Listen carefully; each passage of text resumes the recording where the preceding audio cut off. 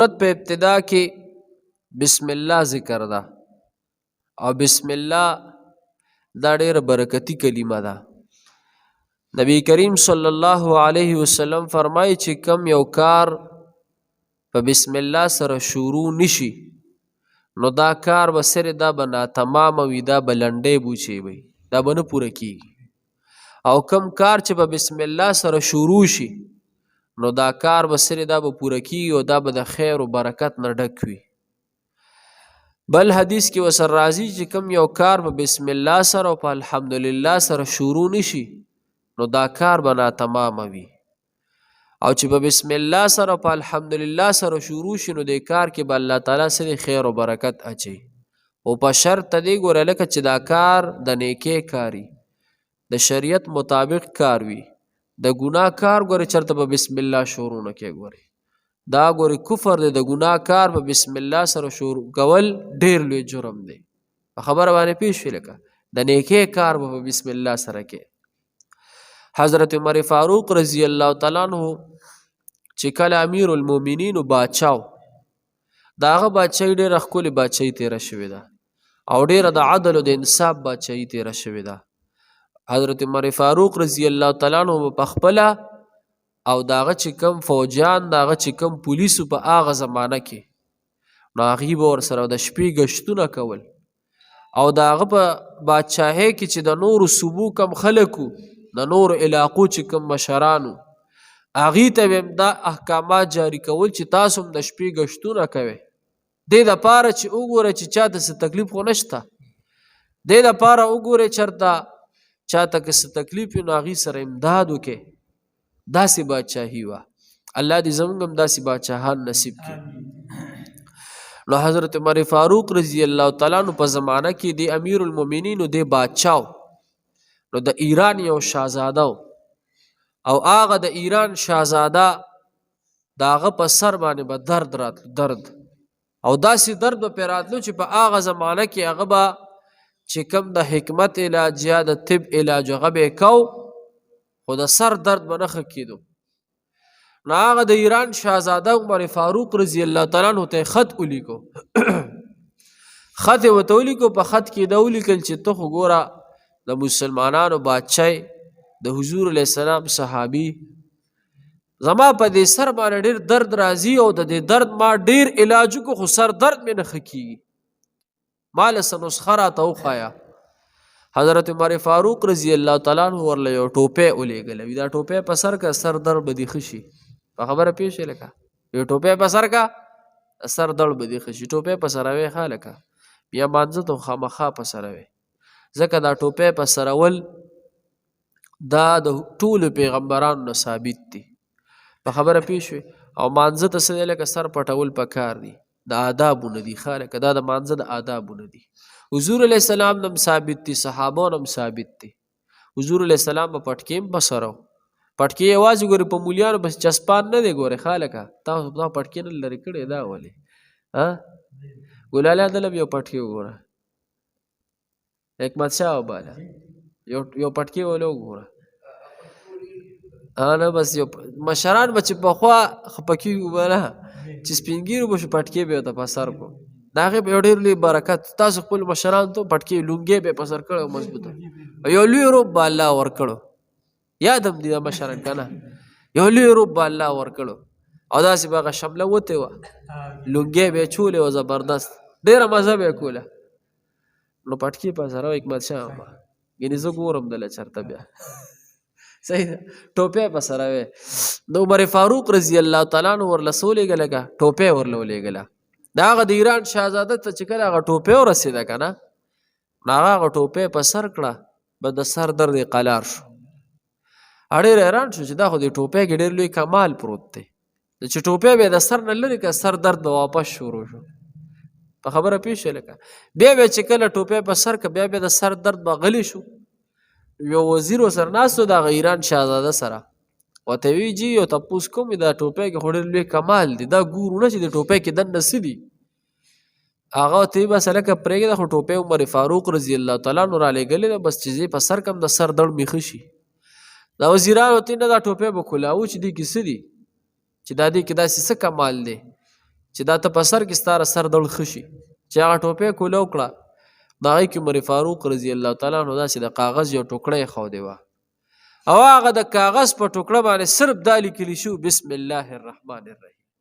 په خبره پوه شوې لکه صرف بسم الله پې لیکلی شوی وه هغه د کاغذ په ټوکړه څه لیکلی شو لکه بسم الله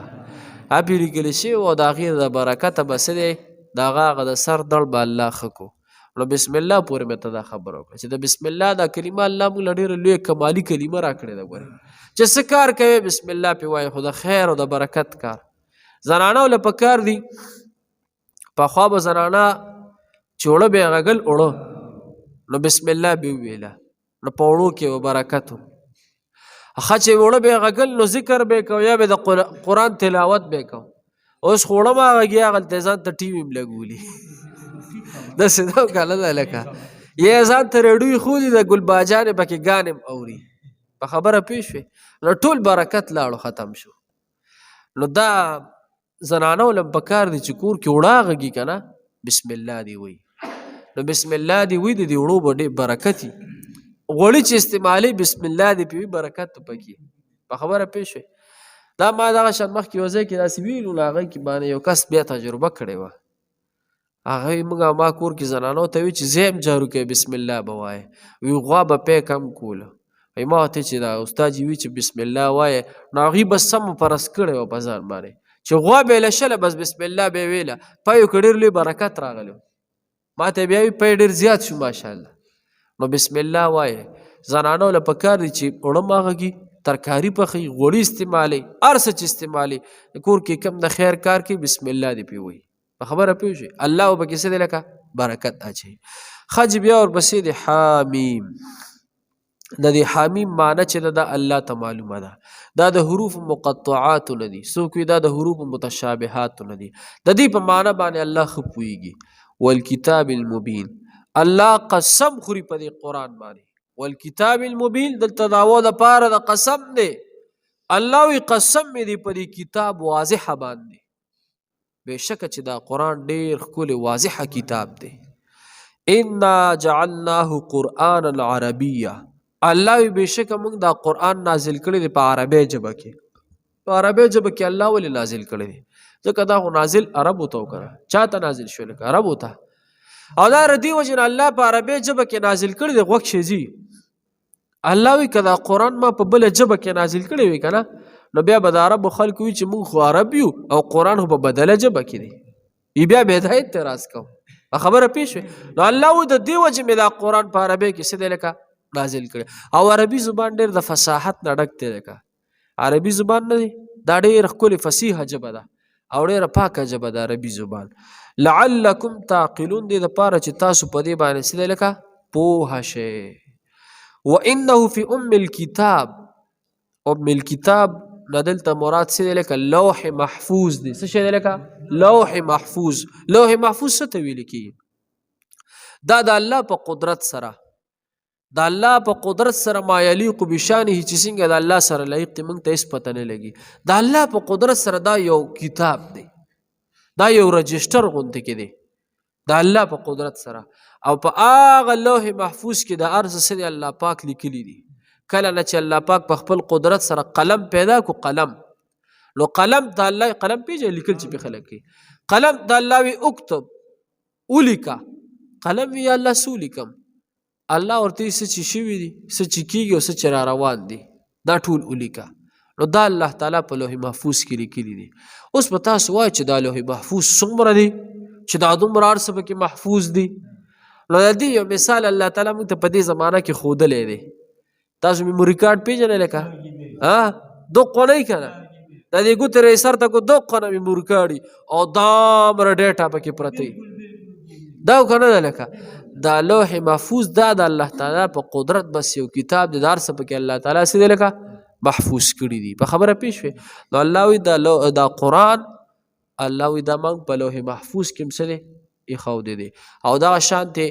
تورات زبور انجیل او دا قرآن مجید الله وی دا ټول ما په هغه لوح محفوظ کې څه دی لکه ساتلی دي خو دا قرآن داسې کتاب دی که نه داسې کتاب دومره د برکت او دا داسې کامل کتاب دی چې د دې مقابله څوک نشي کولی او کچې مقابله کړې د هغه الله تعالی تبو برباد کړي په خبره پیښه لکه قرآن ډیر د برکت کتاب دی او دا داسې کتاب الله موږ له راکړی دا قرآن چې د دې قرآن د وجې نه مخکینی چې کوم کتابونه هغه ټول منسوخ شوي دي د هغې حکم نه چلیږي د تورات حکم نه چلیږي لکه د زبور حکم نه چلیږي د انجیل حکم نه چلیږي حکم د کوم چلیږي د قرآن چلیږي ګوره جي سبق ته بسم الله الرحمن الرحیم شروع د الله په نوم چې بې حده مهربان او نهایت رحم والا دی حامیم د دې معنی الله ته معلومه ده والکتاب المبین قسم دی په کتاب واضحه انا جعلناه قرآنا عربیا بشک موږ ګرځولې دا کتاب قرآن په عربي ژبه کې لعلکم تعقلون دې لپاره چې تاسو پوه شئ وانه فی ام الكتاب لدینا او دا کتاب په لوح محفوظ کې زموږ سره لوی رتبه والا دی لعلی حکیم لوی رتبه والا او حکمت نه ډک دی افنضرب عنکم الذکر آیا اړو به مونږ تاسو نه ستاسو نه دا نصیحت کتاب صفحا په اړولو سره الذي خبرې کنتم قوما مسرفین د دې وجه نه چې تاسو یې قوم د حد نه وتونکې وکم ارسلنا من نبي فی الاولین او ډېر لیږلي دي مونږ پیغمبران په مخکینو خلکو کې وما یأتیهم من نبی او نه دی راغلی دوی ته څوک نبی الا کانوا به یستهزئون مگر دوی به په هغه پورې ټوکې کړي دي فاهلکنا الله بیا موږ هلاک کړل اشد منهم د دین زیات بدشن طاقت ور قوملا ومضى مثل الاولین او تیر شوی دی حال د پخوانو خلکو صدق الله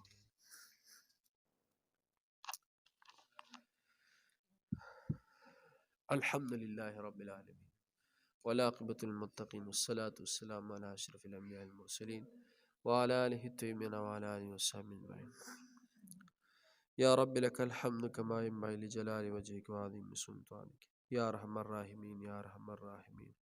خدای مونږ چې سویل کې زموږ نه څه کمی شوي الله ته مونږ ټول معاف کړي یا الله مونږ ټول نه درس په خپل دربار کې قبول کړي خدای زموږ د ټولو په حال باندې رحم وکړي حاضرین چې کوم ملګري چا څه مشکلات ختم کړي